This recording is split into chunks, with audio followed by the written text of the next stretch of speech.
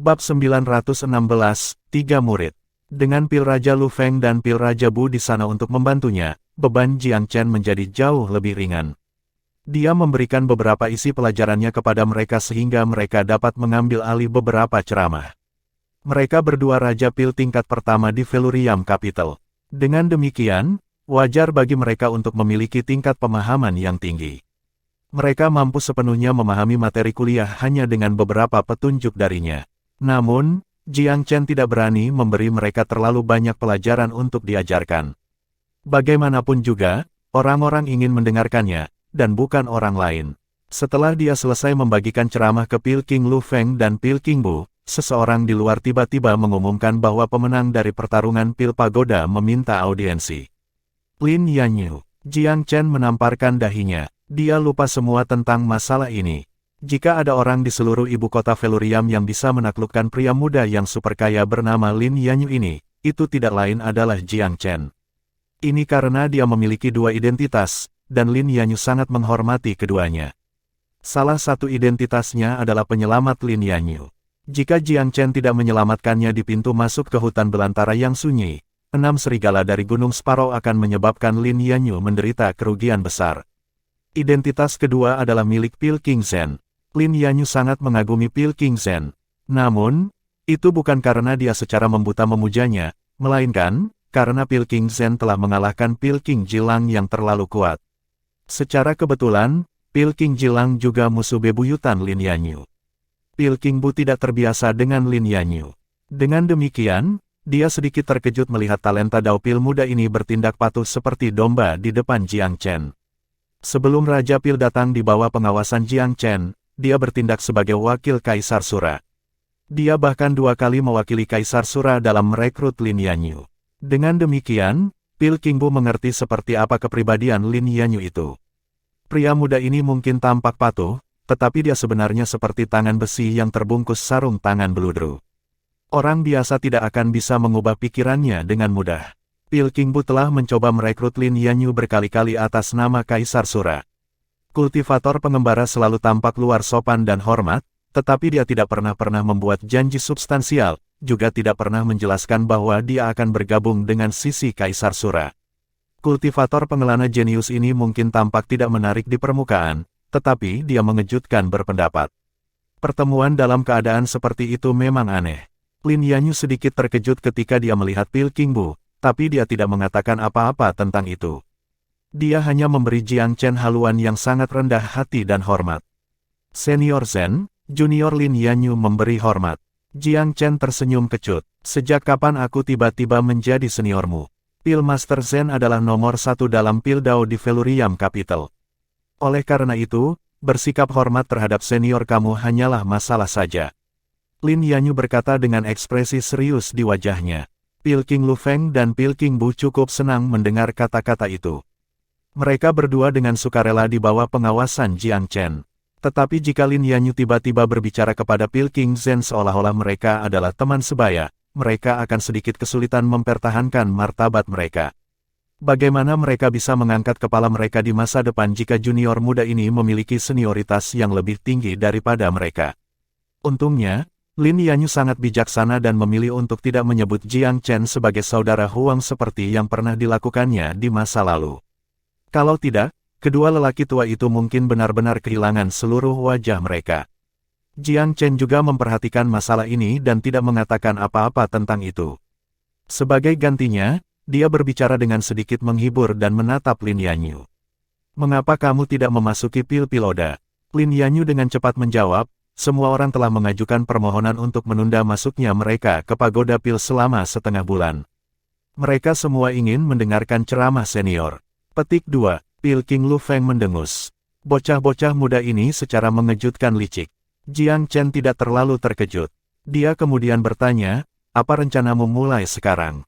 Junior ini ingin mengikuti senior di sekitar dan mendengarkan ajaran senior, kata Lin Yanyu dengan tulus, seorang Pil Dao senior yang bisa mengalahkan Pil King Jilang, layak untuk rasa hormat dan ketulusan Lin Yanyu. Namun, alis Pil King Lu Feng berkedut. Anak nakal. Kamu mencari pengawasan di bawah tuan kita juga. Petik 2. Pil King Bu menatap Lin Yanyu dengan tampilan yang berlawanan. Kalian berdua, Berhentilah menggertaknya. Yanyu adalah seorang pria muda yang sangat kuharapkan. Jiang Chen tertawa dengan santai. Lin Yanyu tersentuh ketika mendengar kata-kata itu. Dia dengan cepat berlutut dan bersujud. Senior, aku mohon padamu, tolong bawa murid ini ke dalam pengawasanmu. Murid ini pasti akan melayani Tuan dengan baik dan menaruh hati dan jiwanya dalam pembelajaran. Petik 2. Jiang Chen sudah merencanakan untuk melakukannya sejak awal. Kalau tidak, dia tidak akan pernah memanggil Lin Yanyu ke Velurium Capital. Namun, menerima seorang murid bukanlah permainan anak-anak. Kamu tidak akan menyesal ini. Tanya Jiang Chen dengan geraman. Muridmu tidak akan pernah menyesali ini. Jawab Lin Yanyu tanpa ragu. Dia tidak bodoh. Penguasaan Pil King Zen atas Pil Dao sangat jelas. Bahkan Pil King Jilang yang legendaris dan tak terkalahkan telah dikalahkan oleh pria ini. Berapa banyak orang di benua Divine Abyss yang mungkin lebih kuat darinya. Meskipun Lin Yanyu mewarisi pengetahuan mendalam keluarganya, itu semua sudah ketinggalan zaman. Tidak peduli seberapa dalam fondasi keluarganya, dia hanya mewarisi sebagian dari pengetahuan itu. Selain itu, bahkan jika dia mewarisi semua warisan keluarganya, itu masih tidak cukup baginya untuk membalas dendam pada Pilvire City. Jika dia ingin secercah harapan untuk balas dendam, atau mengembalikan keluarga Lin ke kejayaannya sebelumnya, dia harus mencari bimbingan dari senior Pil Dao seperti dewa ini. Dia akan memohon agar diterima dan belajar dari orang seperti itu. Selama 2 hari terakhir, Lin Yanyu terus mengulangi pertanyaan ini dalam benaknya dan akhirnya sampai pada kesimpulan seperti itu. Jiang Chen tiba-tiba mulai tertawa dan menatap Pil King Bu dan Pil King Lu Feng. Aku bermaksud menerimanya sebagai muridku. Apa yang kalian berdua pikirkan tentang ini? Petik 2. Karena Jiang Chen sudah membuat keputusan, 2 Raja Pil secara alami tidak bisa keberatan. Selain itu, tidak ada alasan bagi mereka untuk keberatan. Dengan status tuannya dalam Pil Dao, wajar baginya untuk menerima banyak murid. Pil King Lu Feng menggerutu, bagaimanapun, aku akan menjadi kakak senior tertua. Pil King Bu tertawa masam. Meskipun dia tidak terlalu mementingkan status atau jabatan, dia tidak mau menjadi junior bagi seseorang yang jauh lebih muda darinya. Lin Yanyu sangat gembira ketika dia melihat bahwa tak satu pun dari orang-orang tua ini keberatan. Yanyu memberi hormat kepada kedua kakak laki-laki senior. Dia cepat-cepat berteriak. Ini berarti bahwa ia mengakui status 2 kakak laki-lakinya yang senior. Senang, Pil Raja Lu Feng segera tersenyum lebar. Sikapnya juga berubah total. Anak baik kamu memiliki mata yang tajam. Sekarang setelah kamu bergabung dengan kami, kamu akan ditugaskan untuk menguasai sebagian besar pekerjaan yang kotor dan melelahkan karena kamu masih muda. Petik 2. Pil King Lu Feng segera mengudara kakak tertua-tertua. Meskipun lelaki tua ini tampaknya memiliki kepribadian seorang im tua, dia sebenarnya cukup pintar.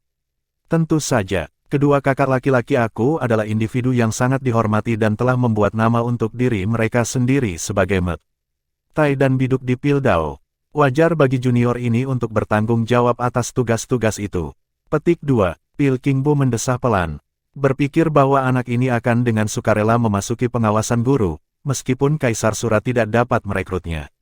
Perbedaan sikap yang sangat besar ini menyebabkan hati Raja Pil dipenuhi dengan berbagai macam emosi. Sepertinya kemampuan Kaisar Sura untuk menarik generasi muda perlahan-lahan dikalahkan oleh Pil King Zen. Pil King Bu baru saja datang di bawah pengawasan Jiang Chen, dan karenanya tidak memperkuat posisinya di sini. Dia secara alami tidak akan memamerkan senioritasnya. Dia menepuk Lin Yanyu di bahunya untuk menunjukkan dukungannya tetapi tidak akan mengatakan apa-apa lagi. Yanyu, kedua kakak laki-lakimu senior membantuku dengan perkuliahan. Kamu juga harus bergabung dengan mereka untuk membantu aku memberikan beberapa kuliah daripada sekadar hadirin. Petik 2. Lin Yanyu terkejut. Aku akan kuliah juga. Meskipun Lin Yanyu telah mewarisi pengetahuan mendalam keluarganya telah mengalami kemalangan besar ketika ia masih muda, jadi ia telah berkeliaran dari satu tempat ke tempat sejak saat itu. Oleh karena itu, dia tidak berbeda dari para pembudidaya berkeliaran lainnya. Dengan latar belakang keluarganya, dia tidak akan sampai pada tahap demam panggung. Tetapi mengajar di podium adalah masalah yang sama sekali berbeda. Jiang Chen menepuk pundak Lin Yanyu. Siapa takut? Aku akan menjelaskan dan mengajari kamu semua yang perlu kamu ketahui untuk kuliah. Ini pelatihan. Jika kamu ingin menjadi sosok legendaris dalam Pildao yang dihormati semua orang, kamu harus melalui ini. Petik 2. Sosok legendaris dalam Pildao. Ketiga murid itu terkejut sampai tidak bisa berkata-kata. Itu akan menjadi kegagalan aku sendiri jika kamu gagal menjadi sosok legendaris di benua ini setelah kamu melalui bimbingan aku, kata Jiang Chen dengan acuh tak acuh. Dia mengucapkan kata-kata itu dengan cara yang sangat sederhana, namun tidak ada yang bisa menyaksikan keasliannya. Ini karena mereka semua bisa dengan jelas merasakan kepercayaan yang berasal dari tuan mereka. Seorang tokoh legendaris dalam Pildao, iya. Bahkan tulang tua seperti Pil King Bu dan Pil King Lu Feng bisa merasakan darah panas mengalir melalui pembuluh darah mereka, sesuatu yang tidak terjadi dalam waktu yang cukup lama. Kuliah 10 hari yang ditunggu-tunggu oleh seluruh ibu kota Velurium akhirnya akan dimulai. Jiang Chen, bersama dengan 3 muridnya, memulai ceramah mereka di bawah pagoda Pil Pagoda Velurium. Kembali ketika Menara Taiyuan pertama kali dibuka, Jiang Chen telah memberikan ceramah selama 3 hari berturut-turut dan telah menarik banyak perhatian. Namun, semua orang baru saja mulai mendengar tentang reputasi Pil King Zhen pada waktu itu. Kali ini, situasinya tidak lagi sama. Saat itu, Jiang Chen hanya mengalahkan Pil King Rong, Raja Pil peringkat ke-6. Tapi sekarang, Jiang Chen telah mengalahkan Raja Pil Jiji yang sombong, seorang tokoh legendaris dari Pil Vire City. Dia saat ini yang terkuat di Pildao di Velurium Capital. Dengan demikian, tidak perlu dikatakan lagi bahwa popularitas ceramahnya yang 10 hari meledak. Kerumunan terbentuk di bawah pagoda Pil yang membentang sejauh beberapa mil ke belakang. Itu adalah lautan hitam di segala arah. Bahkan tidak ada ruang sedikit pun untuk ditemukan. Sekilas, setidaknya ada 1 juta orang yang hadir. Dan ini hanya yang beruntung yang datang cukup awal untuk menemukan tempat. Tidak ada yang tahu pasti berapa banyak yang bertahan di luar setelah mereka gagal menemukan tempat untuk diri mereka sendiri. Ceramah yang diberikan oleh orang nomor 1 di Pildao di Velurium Capital. Selama 10 hari berturut-turut juga. Ini adalah peristiwa yang bahkan mungkin tidak terjadi sekali setiap dekade, atau bahkan sekali abad. Tak seorang pun akan mau ketinggalan. Satu demi satu, Jiang Chen mulai memberikan kata-kata bijak sejak awal ceramah. Dia membawa banyak perumpamaan klasik tentang Pildao dan mengintegrasikannya ke dalam pengetahuan yang diambil dari beberapa sekolah Pildao. Ceramahnya kali ini sangat mendalam. Dia menarik perhatian semua orang segera setelah dia memulai ceramah. Jiang Chen telah benar-benar mempersiapkan ceramah ini dengan sangat cermat. Dia mengerti bahwa ada orang-orang di sana untuk mendengarkan ceramahnya tentang Pildao dan tidak mendengarkannya mengoceh tentang hal-hal yang tidak penting. Karena itu, ia mendiskusikan beberapa informasi yang menghancurkan bumi langsung dari kelelawar, menarik perhatian semua orang seolah-olah ia menggunakan kail. Tanpa diragukan lagi, hanya seorang jenius daupil multitalenta dari kaliber Jiang Chen yang bisa melakukan hal semudah mengangkat bulu, memadatkan begitu banyak pengetahuan ke dalam kuliah 10 hari. Daerah sekitar 10 mil di sekitarnya penuh dengan kesunyian untuk sementara waktu. Setelah mendengar informasi yang mencengangkan dari awal, beberapa ahli Pil di Velurium Capital yang hanya menghadiri kuliah untuk menonton pertunjukan yang baik tidak tahan untuk pergi. Setiap orang dari mereka mendengarkan seolah-olah mereka mabuk. Mereka benar-benar lupa bahwa mereka awalnya ada di sana hanya untuk menonton hiruk-pikuknya. Namun, yang paling terkejut bukan para ahli ini, tetapi 3 murid yang duduk tepat di samping Jiang Chen. Mereka sudah sangat terkesan dengan banyaknya pengetahuan yang dimiliki tuan mereka. Tetapi setelah mendengarkan ceramah, mereka menyadari bahwa mereka seperti katak di dasar sumur. Ceramah mendalam tuan mereka jauh melampaui level Velurium Capital. Orang bisa mengatakan bahwa itu jauh melampaui apa yang mereka pikir mungkin, ini membuat mereka merasa seperti mereka tidak hanya meningkat 1 level, tetapi dengan beberapa level sekaligus. Bab 917, terutama dalam Pildao di Velurium Capital. Jiang Chen tidak berusaha pamer. Kebenarannya adalah, dengan pengetahuan surgawi tentang Pildao yang ia miliki dari kehidupan sebelumnya, ia akan malu pada dirinya sendiri jika kuliahnya terlalu dasar. Selain itu, sangat jelas bahwa banyak orang di Velurium Capital sangat mementingkan perkuliahannya. Kaisar Pivot secara khusus memiliki harapan tinggi untuknya. Jiang Chen juga sengaja menggunakan kesempatan ini untuk memperluas cakrawala Pildao di Velurium Capital, membawa semua orang naik 1 tingkat. Meskipun Pildao tingkat Velurium Capital tidak terlalu lemah, cakupan pengetahuannya terlalu sempit. Tanpa pengetahuan lebih lanjut, rencana Felurium Capital untuk bersaing dengan Pilvire City selamanya akan menjadi impian. Dengan demikian, tujuan Jian Chen untuk kuliah ini adalah untuk memperluas cakrawala semua orang, meningkatkan status quo yang stagnan ke tingkat berikutnya dan menyuntikkan semangat baru. Tidak sulit baginya untuk mencapai ini karena semua pengetahuan yang dimilikinya. 1/10 dari pengetahuannya sudah cukup untuk mengubah Felurium Capital menjadi legenda abadi. Secara alami, ceramah sederhana tidak akan memaksakan banyak tantangan bagi Jiang Chen. Tetapi bagi para ahli Pildao di Felurium Capital, ini adalah pengetahuan yang menghancurkan bumi. Banyak ahli Pildao puncak di sini pada awalnya memilih untuk tidak hadir, karena mereka tidak dapat menurunkan harga diri mereka.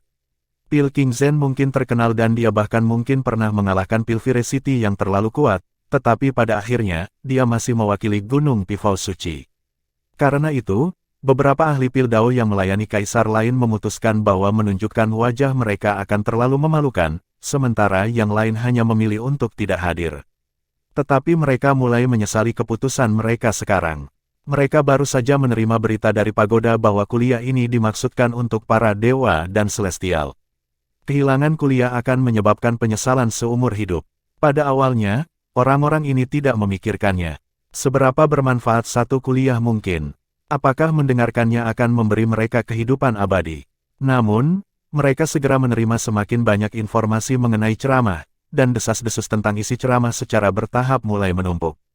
Perlahan-lahan, para ahli Pildao ini menyadari bahwa informasi yang tercakup dalam perkuliahan itu ternyata sangat mengejutkan. Bahkan, itu sebenarnya melampaui apapun yang ditemukan dalam sejarah Felurium Capital. Banyak ahli Daopil yang berpikiran cerdas menyadari bahwa ini pastilah sebuah kuliah yang menerobos tonggak sejarah. Jika seseorang melewatkannya, seseorang pasti akan menyimpan penyesalan seumur hidup. Tak satu pun dari mereka yang peduli dengan martabat mereka lagi jika memang benar demikian. Bahkan para ahli Pildao yang dulu membenci Pil King Zhen tidak punya pilihan selain untuk menurunkan harga diri mereka dan bergegas keluar dari sarang mereka. Mereka diam-diam menyamar sehingga tidak ada yang bisa mengenali mereka di kuliah. Beberapa bahkan tanpa memotong antrian dan meremas kerumunan. Bahkan tidak masalah jika orang memelototi mereka atau memberi mereka penghasilan. Secara alami, Kaisar Pifao dan 4 monarki Gunung Pifao Suci tidak diminta untuk mengantri. Mereka memiliki kursi pribadi khusus di dalam pagoda Pil dan memiliki hak istimewa untuk mendengarkan ceramah Jiang Chen sambil menikmati anggur berkualitas. Kaisar-kaisar lain yang semula memilih untuk tidak hadir sekarang bergegas ke tempat duduk mereka bersama para pengikutnya. Pada akhirnya, setiap kaisar menghadiri kuliah selain dari Kaisar Sura. Berita tentang ceramah dengan cepat menyebar dari mulut ke mulut, menyebabkan banyak orang berpengaruh tidak lagi menahan diri. Mereka ingin mendengarkan ceramah dan melihat sendiri seberapa besar desas-desus ceramah itu. Kaisar Void telah hadir sejak awal ceramah. Dia tertawa ketika melihat rekan-rekannya bergegas ke tempat duduk mereka. Rekan-rekan Taois aku harus mengatakan bahwa banyak dari kamu sudah terlambat. Kamu melewatkan sedikit informasi yang menghancurkan bumi. Petik 2. Kaisar ini mendengar bahwa ceramah ini sangat mendalam, jauh melampaui apa yang pernah dilihat Felurium Capital. Aku segera datang ke sini ketika aku mendengar itu. Aku ingin tahu apakah rumor itu benar. Orang yang menanyakan pertanyaan ini adalah Kaisar peringkat 4, Kaisar Fasea. Oh, begitu. Kaisar Void berseru dengan wajah yang penuh dengan keheranan. Daois Pifao, Pil King Zhen benar-benar seorang jenius yang turun dari surga. Aku harus bertanya, siapa mentornya? Dengan tingkat pemahamannya dalam Pildao, bahkan ahli Pildao terkuat dari Pilvire City tidak ada apa-apanya di depannya. Petik 2. Kaisar Void selalu sangat ingin tahu tentang identitas dan asal-usul Pil King Zhen yang sebenarnya. Ini bukan pertama kalinya dia menanyakan pertanyaan seperti itu. Namun, Kaisar Pifao hanya tersenyum tanpa menjawab pertanyaan itu. Fokus pada kuliah. Kaisar ini memiliki perasaan bahwa setelah kuliah ini, Pildao Felurium Capital akan bergerak maju ke tahap baru. Ini akan mematahkan batasan pengetahuan kita sebelumnya dan memungkinkan kita semua untuk mencapai tingkat pemahaman baru. Semua orang akan bebas dari belenggu pemikiran yang mapan.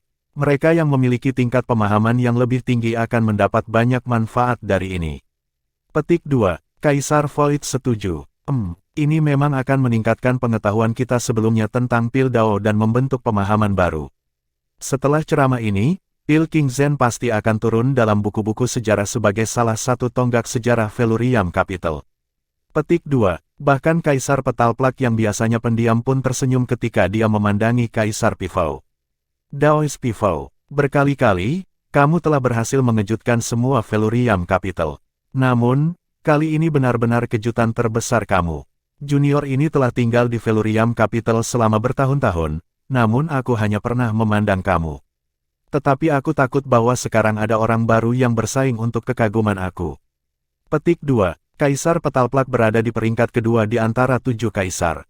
Namun, ia selalu menjadi orang yang menjauhkan diri dari urusan duniawi dan tidak menaruh minat khusus pada masalah kekuasaan atau status. Karena ini, ia sebenarnya berada di bawah Kaisar Sura peringkat ketiga dalam hal otoritas, meskipun peringkatnya lebih tinggi. Tetapi karena dia hampir seusia dengan Kaisar Pifau, dia tidak punya niat untuk bersaing atau cemburu pada Kaisar Sura. Kenapa kalian semua melebih-lebihkan? Jika ini benar maka aku lebih baik membuka telingaku dan mendengarkan dengan cermat untuk melihat apa yang begitu istimewa tentang ceramah ini. Kaisar Fasea selalu menjadi pengikut setia Kaisar Sura. Dia sebenarnya di sini sebagai wakil Kaisar Sura, karena Kaisar akan lebih cepat mati daripada datang ke kuliah. Pilking Zen telah merebut juara yang berkeliaran Lin Yanyu darinya, menyebabkan dia kehilangan banyak wajah. Tetapi seiring berjalannya waktu, ekspresi Kaisar Fasea perlahan menjadi khusyuk. Ketika akhirnya dia sadar kembali, 3 hari telah berlalu. Kuliah berlangsung selama 3 hari berturut-turut. Setiap orang yang mendengarkan ceramah itu tampak mabuk, tercerahkan. Setiap orang dari mereka telah memperoleh banyak dari ini, terutama mereka yang memiliki bakat alami yang tinggi untuk Pildao. Pada hari keempat, Jiang Chen mulai beralih ke topik lain dalam ceramahnya, ras iblis. Dia sudah merencanakan ini sejak awal. Jika dia tiba-tiba berbicara tentang ras iblis tanpa alasan yang jelas, semua orang pasti akan menganggap kata-katanya sebagai peringatan. Tetapi pada hari keempat, ia dapat dengan lancar mengalihkan topik ke ras iblis dan membuatnya tampak jauh lebih cepat. Dia menginstruksikan Pilking Lu Feng untuk berbicara tentang apa yang terjadi pada He Hongsu, dan bagaimana dia mengeluarkan parasit iblis kayu. Suasana segera berubah berat setelah dia membesarkan ras iblis. Jelas bahwa semua orang yang hadir masih takut dan merasa agak bertentangan tentang ras iblis. Namun, Kaisar Pifau mengangguk secara rahasia, cukup senang. Karena dia adalah ahli Daupil terkemuka, Jiang Chen akan sangat persuasif jika dia mengangkat topik ras iblis. Ketika Pilking Lu Feng membahas bagaimana dia mengeluarkan parasit iblis kayu dari He Hongsu, lonceng alarm mulai berbunyi di hati semua orang yang hadir. Semua orang, parasit iblis kayu dapat masuk melalui lubang apapun. Pilking Zen memilih untuk tidak meninggalkan aku dan memberi aku metode khusus untuk berurusan dengan mereka. Juga niat Pilking Zen untuk berbagi metode ini dengan semua orang. Hari ini, aku akan bertanggung jawab untuk memberikan metode ini kepada kamu. Ini adalah pengetahuan penting yang bisa menyelamatkan hidup kamu. Aku harap tidak ada di antara kamu yang akan memperlakukan ini sebagai hal yang menertawakan. Meskipun Pilking Lu Feng biasanya tidak menganggap hal-hal dengan sangat serius, memberinya reputasi sebagai im tua, itu sebenarnya memiliki efek yang jauh lebih besar ketika ia memutuskan untuk seriuslah sesekali. Setelah Pilking Lu Feng selesai berceramah tentang parasit beracun Wood Demons, Lin Yanyu menindaklanjuti dengan ceramah tentang hutan belantara yang sunyi. Mendasarkan ceramah dari pengalaman pribadinya, ia memperindah kerusakan dan kehancuran yang disebabkan oleh ras iblis. Ras iblis adalah momok ke benua Divine Abyss sejak zaman kuno. Ini adalah fakta yang terkenal. Jiang Chen juga tidak berencana untuk melebih-lebihkan detail tentang Wood Demons. Dia merasa sedikit lebih tenang setelah memberikan metode untuk bertahan melawan mereka. Selama metode ini diketahui secara luas, tidak masalah jika semua orang percaya padanya atau tidak. Dengan melakukan ini, dia setidaknya bisa menekan penyebaran parasit iblis kayu dan sangat mengurangi ancaman dari iblis kayu. Adapun Shadow Demons, Jiang Chen memutuskan untuk tidak menguraikan. Meskipun Shadow Demons juga berbahaya, mereka tidak sama mengancamnya dengan Wood Demons. 8 hari dari kuliah 10 hari berlalu dalam sekejap mata. Selama 2 hari terakhir, Jiang Chen memutuskan untuk tidak memberi kuliah. Sebagai gantinya, dia akan melakukan beberapa pertanyaan dan jawaban sehingga dia dapat membantu menyelesaikan beberapa masalah audiens. Bagian kuliah ini membutuhkan lebih banyak pengetahuan dan dasar. Seseorang dapat menyiapkan isi ceramah sebelumnya, tetapi hal yang sama tidak dapat dikatakan jika seseorang menjawab pertanyaan di tempat. Tapi ini juga bukan masalah bagi Jiang Chen. Selama 2 hari, ratusan orang diberi kesempatan untuk menjawab pertanyaan mereka, dan dia dapat memberikan jawaban yang memuaskan tidak peduli seberapa rumit atau tidak umum pertanyaan itu. Dengan ditutupnya 10 hari ceramah, orang-orang tidak lagi dapat memperdebatkan tempat Pil King Zhen sebagai ahli Pil Dao terkemuka di seluruh Velurium Capital. Mengesampingkan warga Velurium Capital, bahkan sesama murid Jiang Chen dari Regal Pil Palace terkejut. Mereka tidak akan pernah bisa membayangkan bahwa sesama murid dari tempat kecil seperti Aliansi 16 Kerajaan akan memiliki pemahaman yang mendalam tentang Pil Dao. Ini benar-benar membatalkan kepercayaan mereka sebelumnya. Meskipun Regal Pil Palace telah dibangun di atas Pil Dao, mereka tidak layak disebutkan jika dibandingkan dengan Velurium Capital. Namun, Jiang Chen telah menjadi ahli Dao Pil nomor 1 di seluruh ibu kota Velurium. Dengan dukungan jenius dalam Pil Dao, kebangkitan Regal Pil Palace bukan lagi hanya mimpi kosong. Dengan berakhirnya ceramah selama 10 hari, Jiang Chen meninggalkan pagoda Pil sementara dikerumuni oleh lautan suara memintanya untuk tidak pergi. Pada akhirnya, dia hanya memberi mereka panduan tambahan untuk Pil Dao. Tidak mungkin Jiang Chen ingin menonjol di dunia Pil Dao jika dia tidak berjanji kepada Kaisar Pifao. Berdiri dengan cara seperti itu akan membawa beberapa kerugian bersama dengan beberapa keuntungan. Selain itu, tujuan terbesarnya untuk seumur hidup ini adalah untuk tidak menjadi ahli Pil Dao surgawi lagi. Sebagai gantinya, dia akan menebus penyesalan yang dia rasakan karena tidak bisa berkultivasi di kehidupan sebelumnya. Matanya tertuju pada bela diri Dao. Di dunia bela diri Dao, hanya yang berdaulat yang akan memiliki suara terakhir. Alasan utama Velurium Capital bisa menjadi salah satu kekuatan terkuat di 8 daerah atas adalah karena perkembangan mereka di Dao bela diri. Dalam domain bela diri Dao, Jiang Chen tetap menjadi karakter yang tidak penting. Pertempuran marsial pagoda yang akan datang akan menjadi panggung yang sempurna baginya untuk menguji kemampuannya. Jenius yang tak terhitung jumlahnya dari Velurium Capital akan naik ke atas panggung baginya untuk menilai Dao bela dirinya. Tahap khusus inilah yang paling dia sukai.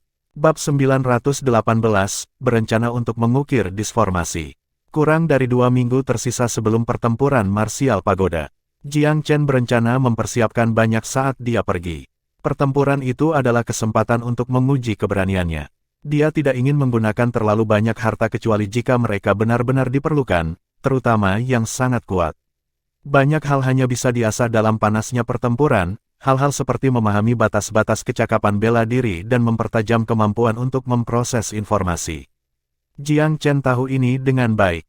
Fakta bahwa aku telah mencapai ranah bijak level 7 pasti terkait dengan pertempuran yang tak terhitung jumlahnya yang telah aku perjuangkan, baik besar maupun kecil. Banyak jenius berencana untuk menghadiri pertempuran marsial pagoda. Sangat bodoh bagi aku untuk tidak mengambil kesempatan ini untuk menguji kemampuan bela diri aku. Jiang Chen telah menggunakan berbagai item untuk membantunya dalam banyak pertempurannya, terutama yang bertarung melawan lawan tingkat yang lebih tinggi. Jika tidak ada pihak yang menggunakan harta, Jiang Chen memiliki keyakinan alami bahwa ia dapat menghancurkan siapapun pada level yang sama dalam kompetisi bela diri murni. Bahkan lawan yang 1 atau 2 tingkat lebih tinggi tidak masalah baginya.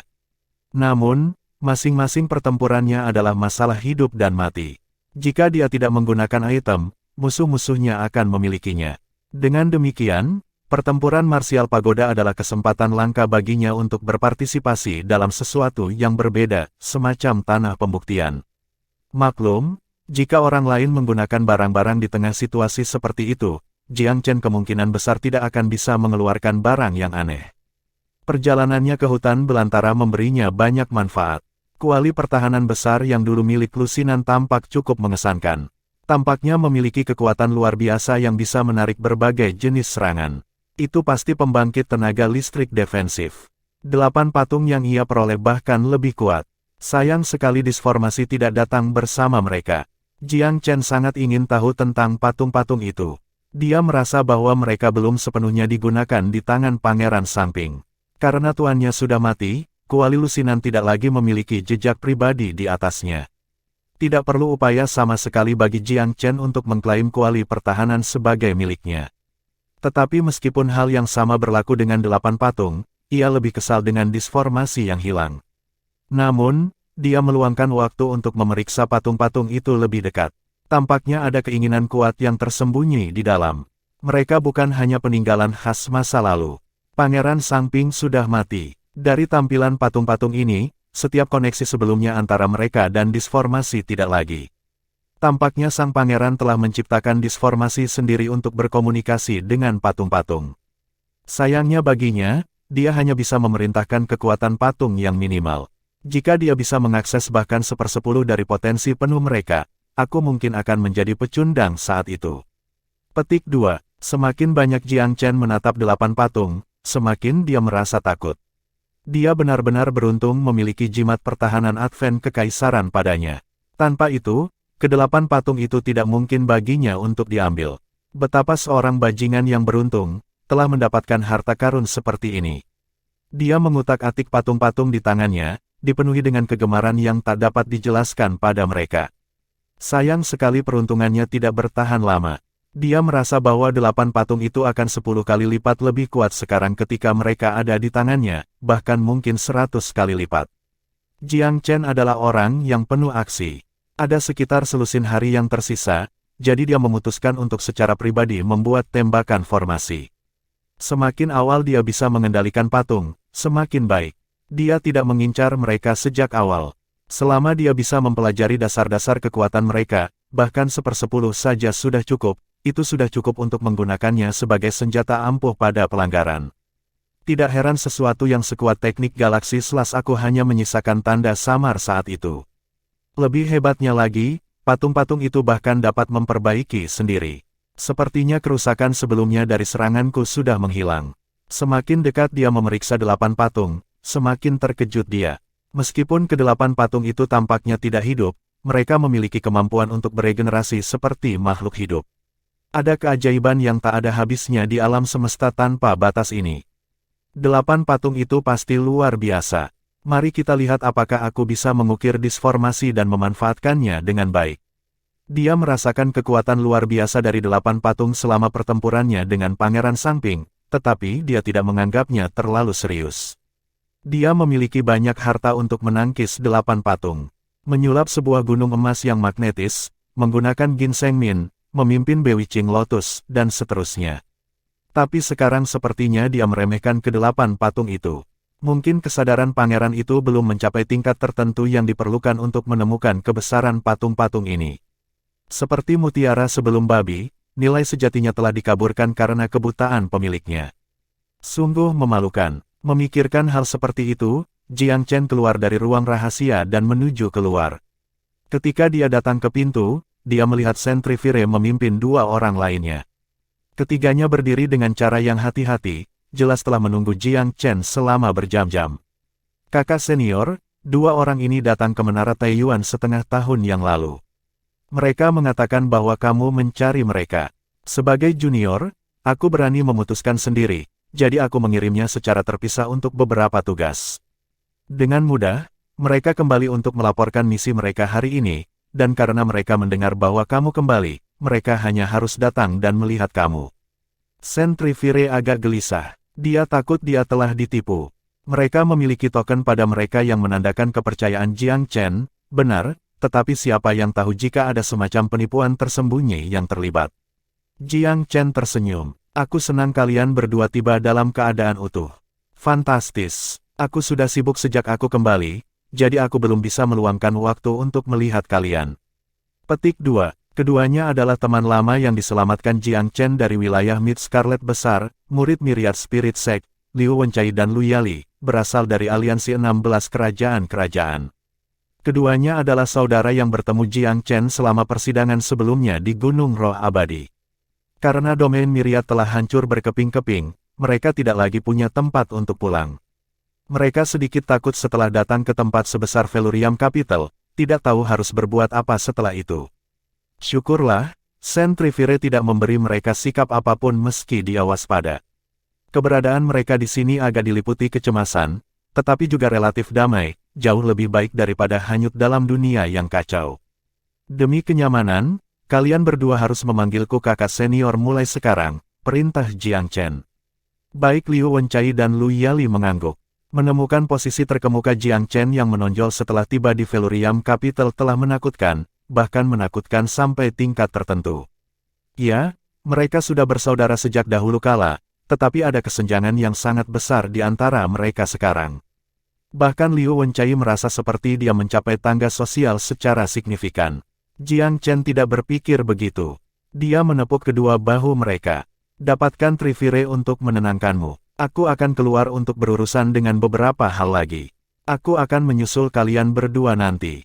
Petik 2. Dia menghargai Sen Trivire dalam jumlah yang wajar, tetapi dia hanya memiliki hubungan rata-rata dengan murid-murid lain dari Regal Pil Palace. Dia lebih dekat dengan dua saudara ini dari aliansi 16 kerajaan. Lagi pula, dia hampir tidak menghabiskan waktu di Regal Pil Palace, dan dia tidak berhubungan baik dengan para anggota bahkan saat itu. Jika sekte tidak jatuh, Jiang Chen tidak akan pernah bisa bersama mereka. Bahkan sekarang, dia melindungi orang-orang ini hanya demi kepala istana dan Qi. Jika istana Pil Regal yang rusak ingin bangkit lagi di lain hari, mereka harus mengandalkan diri sendiri.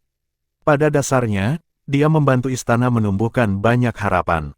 Sayangnya, Mu Gaoqi masih hilang di dunia luar, fakta yang sangat tergantung pada pikiran Jiang Chen. Dari generasi muda yang masih hidup, hanya dia dan Ling Bier yang menjamin kekhawatirannya. Berangkat dari Menara Taiyuan, Jiang Chen langsung menuju Gunung Pifau Suci. Haha, teman muda, jarang bagimu untuk datang menemukan aku atas kemauanmu sendiri. Aku tidak berpikir itu berarti sesuatu yang baik. Kaisar Pifau menemukan kunjungan spontan Jiang Chen sedikit tak terduga. Jiang Chen menghindari jalan memutar, Yang Mulia, aku belum menolak permintaan kamu, katanya terkekeh.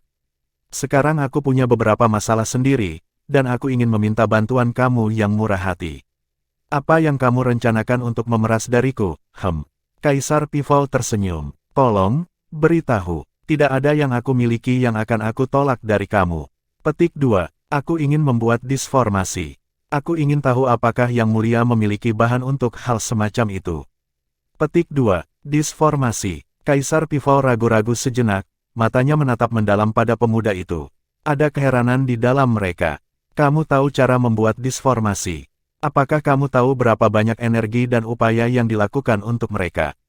Petik 2. Jiang Chen mengangkat bahu. Mereka yang menemukan sesuatu yang sangat sulit tidak benar-benar tahu caranya, dan mereka yang menemukannya agak mudah. Aku sudah belajar beberapa hal tentang ukiran dis pembentukan di sana-sini. Petik 2. Kaisar Pifau terdiam lama sebelum dia berbicara lagi. Guru misteriusmu juga mengajarimu, bukan? Dia bertanya dengan sedih. Jiang Chen tersenyum, tetapi tidak menyangkalnya. Bahkan Kaisar Pifau mendengarkan ini dengan cemburu. Ah, teman kecil, aku bertanya-tanya seperti apa orang yang cakap dan cakap itu gurumu. Rasanya tidak ada yang dia tidak tahu. Petik 2, Jiang Chen tersenyum lagi. Kamu tahu, mungkin itu benar. Guru aku penuh dengan pengetahuan dan kebijaksanaan. Aku pikir aku belum pernah melihatnya bingung tentang masalah apapun. Petik 2. Seorang senior dan dia layak untuk semua hormat. Sangat disayangkan, kami para pakar saat ini hanyalah katak yang hidup dengan baik, seringkali penuh dengan diri kami sendiri untuk mengenakan sepatu bot. Kaisar Pifau memiliki perasaan yang kuat mengenai masalah ini. Menatap dengan tenang pada Jiang Chen, Kaisar berbicara sekali lagi. Adapun bahan-bahan yang kamu inginkan, aku memang, secara kebetulan, berhasil mengumpulkan beberapa di perjalanan aku. Aku bisa memberikannya padamu, tapi aku punya permintaan sebagai balasannya. Petik 2, ada apa? Jiang Chen penasaran. Aku ingin mengamati seluruh proses ukiran dan pembuatan. Kaisar Pifau sangat tumpul, membuang kesopanan. Apakah Yang Mulia ingin diam-diam belajar dari aku? Jiang Chen tertawa. Kaisar Pifau menyeringai, tidak menyangkal klaim itu. Bukan karena dia ingin belajar darinya dengan cara seperti itu.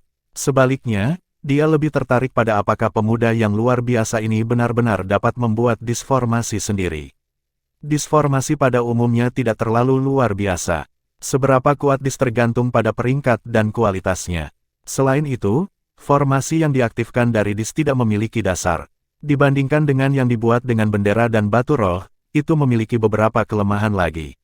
Namun, Itu juga memiliki keuntungan yang berbeda, yaitu aktivasi instan, tanpa banyak persiapan terlebih dahulu diperlukan. Bendera formasi tidak dapat bersaing dengan disformasi dalam aspek ini. Dalam duel sampai mati, manfaat unik yang diberikan oleh disformasi ini sering memberikan peluang untuk membalikkan keadaan. Dengan demikian, cakram formasi kuno yang kuat masih cukup menarik bagi para penggarap kuat. Bahkan Kaisar Pivau tidak terkecuali dengan aturan ini. Namun Kaisar bukan ahli formasi, tetapi ia memiliki lebih dari minat yang lewat pada mereka. Seni formasi ukiran pada khususnya selalu dilihat sebagai tradisi kuno.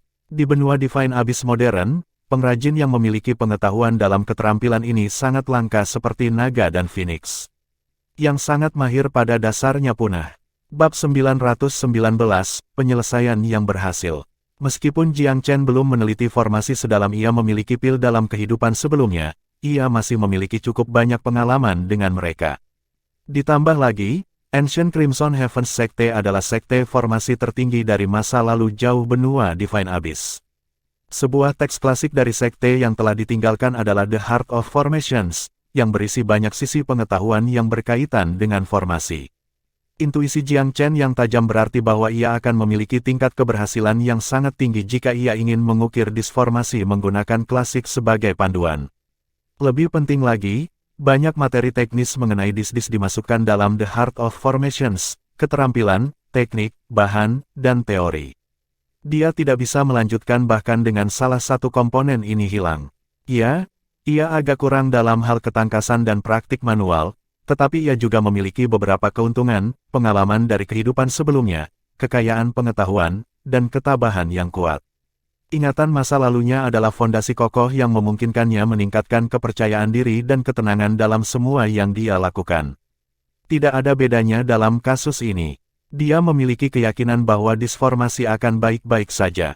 Kesulitan dalam hal ini tidak terletak pada ukiran disformasi itu sendiri, tetapi menjembatani jarak antara dis dan 8 patung. Dia ingin mereka beresonansi dengan cara yang kuat.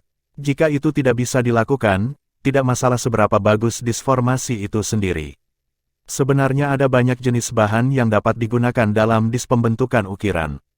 Secara alami, mereka berbeda dalam kualitas juga, dari level rendah ke superior.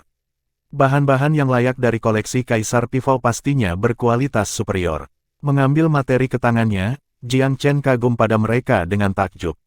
Sesuai dengan statusnya sebagai kaisar terkemuka bernama Velurium, Kaisar Pivau memiliki simpanan yang cukup besar. Dengan persetujuan mereka sebelumnya, Jiang Chen tidak punya alasan untuk menolak niat kaisar untuk mematuhinya. Sebuah ruang rahasia disiapkan dan pemuda itu beraksi. Jiang Chen tidak repot-repot berusaha menyembunyikan apapun dari kaisar, dia tidak punya waktu untuk disia-siakan.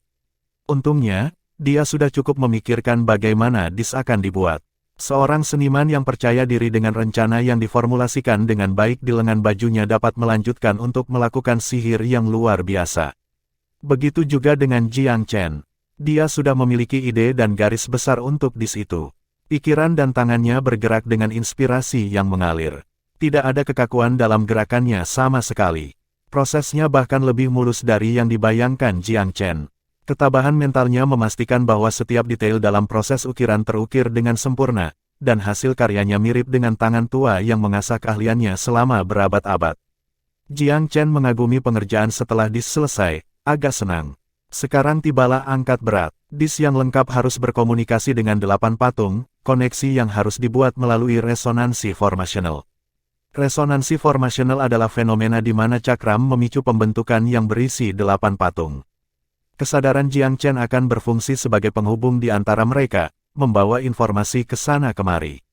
Itu adalah proses yang sangat teknis, tapi itu juga yang Jiang Chen sempurnakan untuk idenya. Meski begitu, butuh 7 hari yang menyiksa dan melelahkan untuk langkah terakhir yang harus diselesaikan. Kagum pada resonansi antara 8 patung dan kesadarannya membuat Jiang Chen merasa cukup puas. Kerja kerasnya selama beberapa hari terakhir tidak sia-sia. Dalam hal potensi dan potensi yang disadap, 8 patung di bawah kendali Jiang Chen jauh melampaui prestasi mereka sebelumnya di bawah Pangeran Sangping. Tidak ada keraguan tentang itu. Setelah seluruh proses pembuatan dis, hanya beberapa hari tersisa sebelum pertempuran marsial pagoda. Berjalan keluar dari ruang rahasia, Jiang Chen melihat setengah senyum Kaisar Pifao segera. Yang mulia, dia meletakkan tangan ke kepalanya. Aku telah melupakan diriku sendiri. Aku hampir lupa bahwa aku berada di tanah kamu.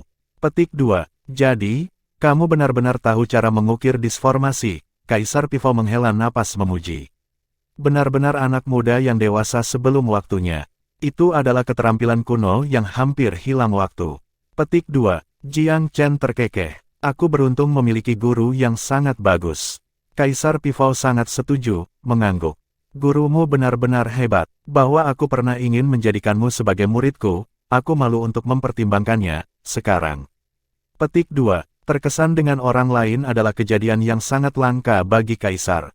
Dia telah menang di Felurium Capital selama 3 milenia, memerintah kekuatan yang cukup kuat untuk mengguncang seluruh 8 daerah atas. Tidak banyak yang sejajar dengannya, apalagi yang sepenuh hati dapat dia hormati. Namun, dia benar-benar mengagumi guru Jiang Chen ini, meskipun mereka belum pernah bertemu. Sangat mudah bagi Kaisar Pifao untuk membayangkan orang seperti apa guru Jiang Chen itu. Seorang ahli terpencil kecakapan legendaris dengan kekuatan yang mungkin bahkan melebihi ranah Kaisar besar, dan mungkin bahkan tingkat yang lebih tinggi lagi. Di samping kemampuan bela diri guru misterius itu, kemampuan daupil dan keterampilan mengukir disformasi menunjukkan bahwa ia memiliki bakat yang luar biasa. Ini bukan manusia biasa. Sang Kaisar sangat percaya diri, tetapi ia juga memiliki kesadaran diri yang cukup untuk merasa pendek mengingat pencapaian-pencapaian itu. Dengan demikian, dia benar-benar mengerti sekarang mengapa Jiang Chen tidak ingin menjadi muridnya. Dengan seorang guru yang luar biasa seperti itu, mengapa dia menjadi pertimbangan?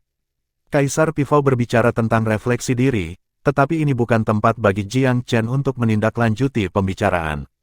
Dia malah tersenyum. Tetap saja, kejelian yang mulia tidak bisa disangkal. Di dunia yang berbeda, aku akan sangat diberkati untuk menjadi murid kamu.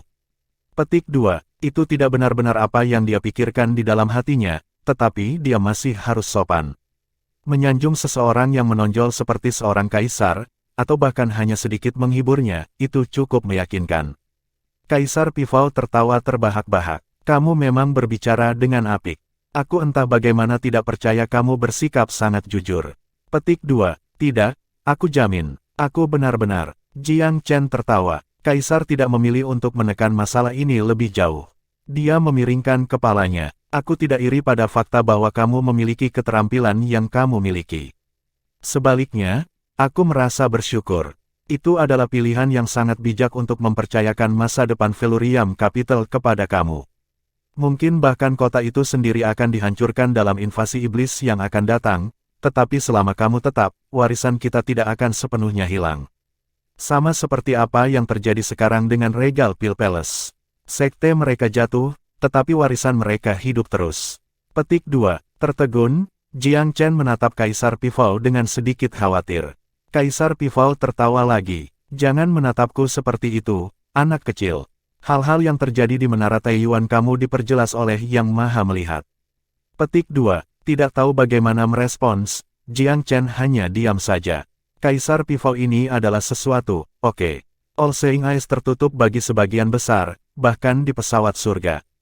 Sangat sulit baginya, dan juga orang lain, untuk melakukan sulap di bawah kelopak mata Kaisar. Kurangnya kebencian Kaisar Pifao terhadapnya tiba-tiba terasa sangat berharga. Jiang Chen juga senang bahwa ia telah ramah terhadap Gunung Pifao Suci sebagai imbalan.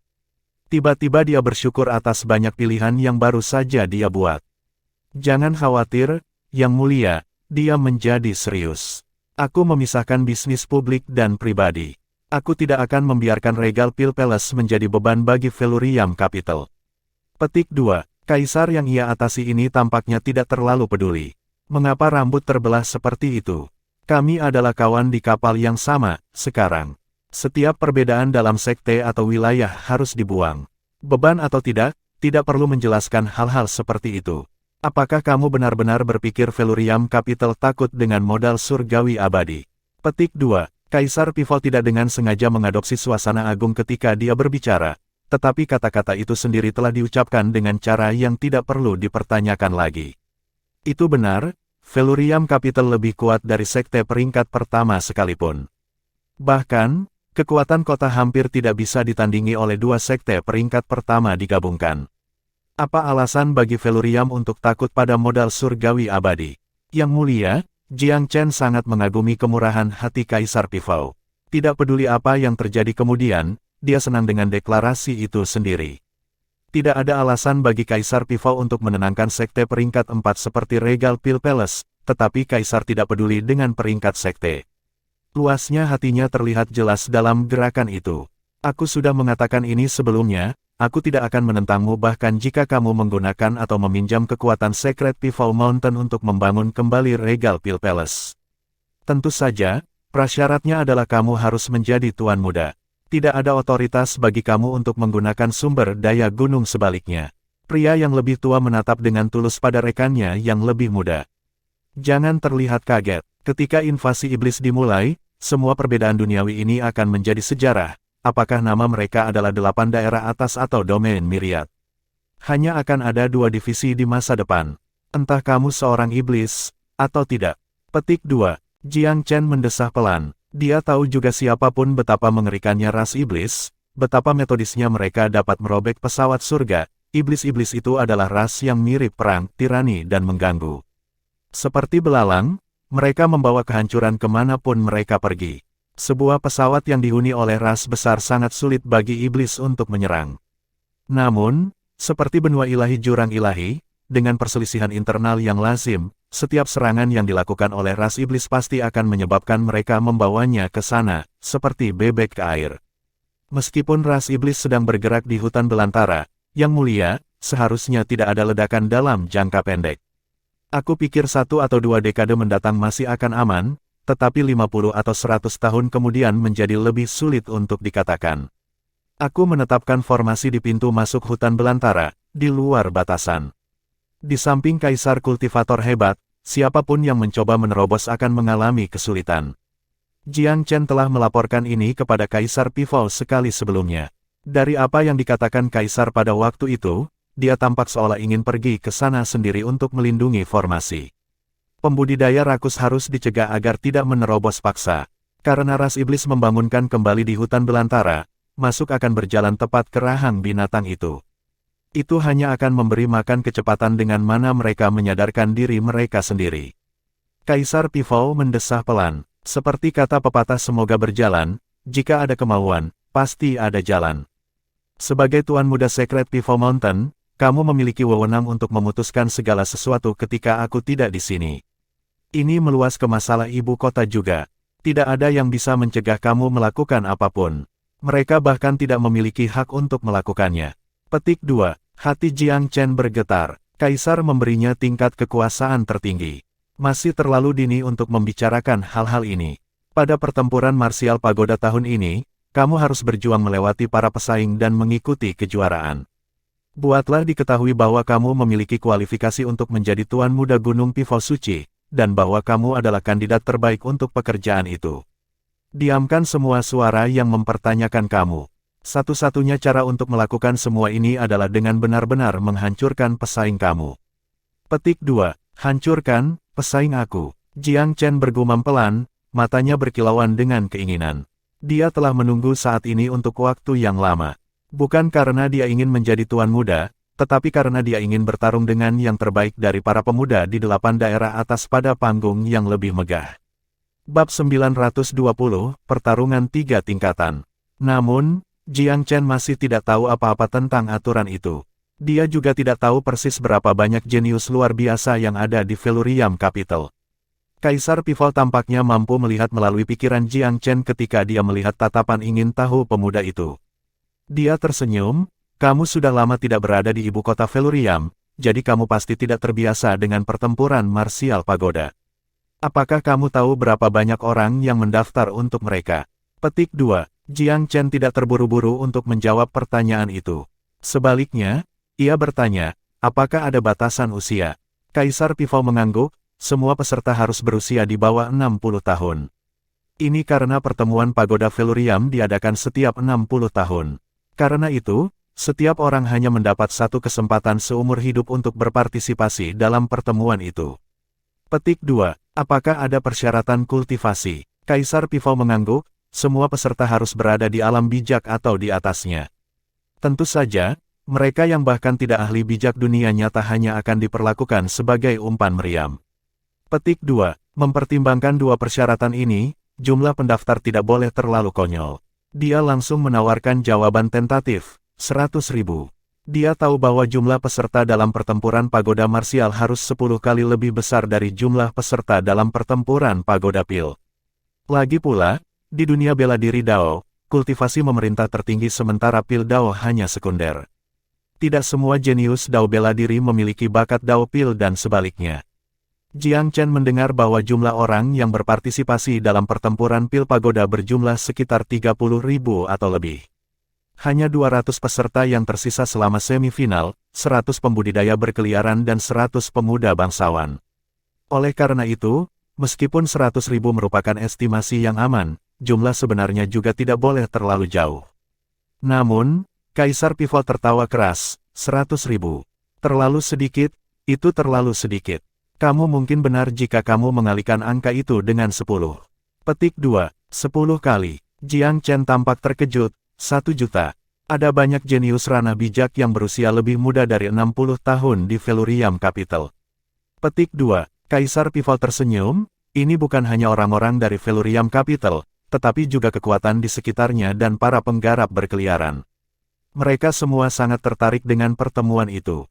Velurium Capital adalah kekuatan yang sangat menarik di sisi selatan daerah 8 atas, dan bahkan sekte peringkat pertama pun tidak dapat dianggap berada pada level yang sama dengan kita. Petik 2. Dibandingkan dengan sekte, Velurium Capital lebih terbuka dan gratis. Itulah sebabnya kekuatan seperti Velurium Capital lebih menarik bagi para penggarap yang berkeliaran dan yang lainnya. Bagaimanapun, sebuah sekte memiliki banyak aturan ketat dan kebiasaan berdasarkan sekte. Itu juga sangat sulit bagi orang normal untuk masuk sekte. Namun, kekuatan seperti Velurium Capital berbeda. Mereka dapat menyerap banyak ahli karena toleransi dan inklusivitas mereka yang tinggi. Tentu saja, sistem mereka bukannya tanpa cacat. Kekuatan seperti Velurium Capital tidak bersatu sebagai sekte. Tetapi dengan Kaisar Pivot di sekitarnya, persatuan Velurium Capital kurang lebih semakin kokoh. Bagaimanapun, dia telah memerintah Velurium Capital selama 3 milenium. Pengaruhnya dan kekuatannya untuk mengumpulkan dan mengagumi orang-orang berakar kuat di Velurium Capital. Selain itu, Kaisar Pivot sendiri memiliki karisma yang luar biasa. Jiang Chen tidak bisa membantu tetapi merasa terkejut ketika dia mendengar bahwa 1 juta orang telah mendaftar untuk pertempuran marsial pagoda. Hanya 36 dari 1 juta orang yang akhirnya bisa memasuki pagoda Velurium. Dia terpana oleh rasio yang sangat berbeda ini. Ya, hanya 36 orang yang benar-benar dapat memasuki pagoda utama pagoda Velurium. Namun, kami mengizinkan hingga 200 orang untuk memasuki pagoda bela diri. Petik 2. Pagoda Velurium memiliki total 3 pagoda, dengan 1 pagoda utama dan 2 pagoda tambahan. 2 pagoda tambahan dikenal sebagai pagoda pil dan pagoda bela diri. Pagoda utama adalah bangunan totem asli di Velurium Capital. Itu sudah berdiri sejak zaman kuno dan melindungi nasib Velurium Capital. Pepatah satu dalam segudang benar-benar cocok di sini, Jiang Chen menghela nafas.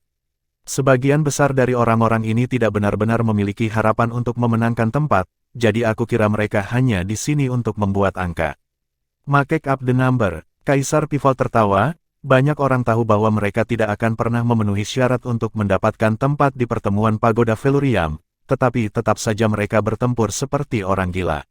Apa kamu tahu kenapa? Jiang Chen tampak kaget. Mengapa? Sederhana. Mereka berjuang keras karena ini adalah kesempatan untuk melatih diri mereka sendiri.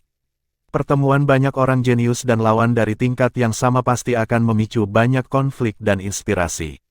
Dalam sejarah, ada banyak orang jenius dengan kultivasi rendah yang gagal masuk 36 teratas, tetapi mereka semua akhirnya menjadi ahli tingkat pertama setelah mencapai pencerahan besar di pagoda bela diri. Sebagai perbandingan, ada juga banyak jenius yang berhasil mencapai 36 teratas, tetapi akhirnya terbunuh dalam aksi atau meninggal karena penyakit. Karena itu, ketidakpastian selamanya menyelimuti jalan bela diri Dao. Tidak ada yang tahu siapa yang akan memiliki tawa terakhir sampai saatnya tiba. Dengan tingkat pemahaman kamu, Kamu harus memahami apa yang aku maksud ketika aku mengatakan bahwa menang hanyalah sebuah proses untuk jenius sejati, bukan? Petik 2. Jiang Chen mengangguk serius sebagai tanggapan. Sebuah kompetisi dengan lebih dari 1 juta peserta dan pertempuran yang tak terhitung jumlahnya dengan ukuran yang bervariasi biasanya merupakan jenis pengalaman yang tidak mungkin terjadi secara normal. Kontes skala ini mungkin menempatkan seorang kultivator melalui ratusan pertempuran hanya dalam waktu beberapa bulan. Jelas ada banyak wawasan dan pengalaman yang bisa diperoleh. Ini terutama berlaku bagi para jenius Dao bela diri itu. Kontes ini benar-benar merupakan peluang bagus untuk meredam dan meningkatkan diri. Dia tiba-tiba mengerti mengapa ada lebih dari 1 juta pendaftar.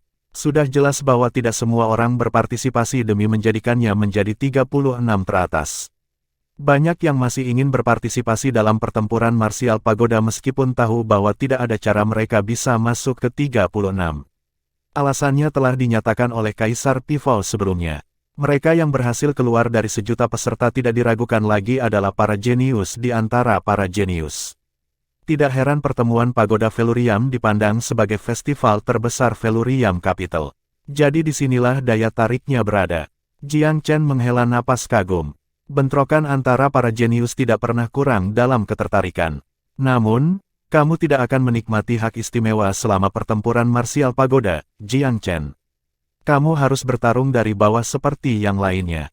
Petik 2. Apa maksudmu? Jiang Chen tampak kaget. Pertempuran marsial pagoda memiliki 3 peringkat, peringkat bintang baru, peringkat jenius, dan peringkat tuan muda.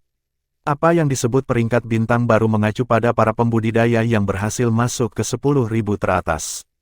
Hanya mereka yang memenuhi syarat untuk peringkat bintang baru yang berhak bersaing untuk peringkat jenius.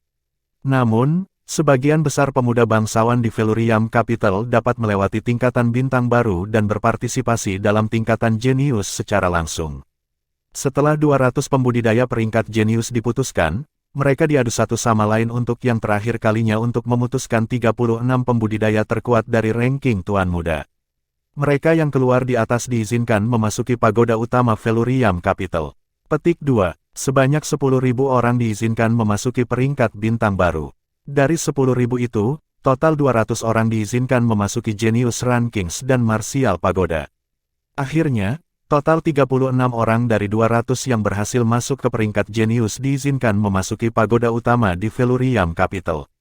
Perbedaan antara ketiga peringkat itu sangat jelas. Sebagai contoh, sebenarnya tidak sulit bagi banyak pembudidaya muda untuk memasuki peringkat bintang baru. Dari 1 juta, 10.000 teratas diizinkan untuk masuk peringkat bintang baru. Itu adalah rasio 100:1. Namun, memasuki peringkat jenius adalah tugas yang jauh lebih sulit. Semua pembudidaya yang berhasil bertahan dalam persaingan kejam peringkat bintang baru dan memasuki 10.000 teratas tidak akan biasa-biasa saja. Oleh karena itu, orang hanya bisa membayangkan betapa sulitnya untuk muncul sebagai salah satu dari 200 pembudidaya top dan memenuhi syarat untuk peringkat jenius. Dengan keadaan seperti ini, persaingan pasti akan sengit. Setiap tempat yang tersedia akan diperebutkan untuk gigi dan kuku. Rasio peringkat jenius adalah 50:1 karena hanya 200 jenius yang memenuhi syarat dari 10.000. Meskipun tahap kontes ini tampak lebih mudah karena memiliki rasio 50:1 daripada rasio 100:1, ini sama sekali tidak terjadi. Hal ini disebabkan oleh fakta bahwa tahap pertama terdiri dari peserta dari semua tingkatan kekuatan. Tetapi setelah putaran pertama seleksi, itu tidak lagi terjadi. Dengan demikian, mereka yang berhasil memasuki peringkat jenius tidak akan menjadi pembudidaya biasa-biasa saja. Masing-masing dari mereka layak mendapatkan gelar jenius. Dan terakhir, 36 pembudidaya teratas akan diputuskan dari 200 jenius ini. Mereka akan memasuki ranking tuan muda. Kompetisi dan tingkat keterampilan petani pada tahap ini hanya lebih tinggi dari sebelumnya. Orang bahkan dapat mengklaim bahwa persaingan ranking tuan muda memutuskan masa depan nasib Velurium Capital. Seperti namanya, semua pembudidaya yang masuk dalam ranking tuan muda cukup kuat untuk memenuhi syarat sebagai tuan muda dan pewaris salah satu dari 7 kaisar. Itu seperti kompetisi antara 10 murid sejati dari sekte besar. Masing-masing dari mereka sangat berbakat, sangat cerdas, dan sangat kuat. Perbedaan kekuatan itu sangat bisa dibedakan. Hampir tidak mungkin bagi seorang kultivator yang tidak memiliki kekuatan atau kemampuan luar biasa untuk mencapai 36 teratas.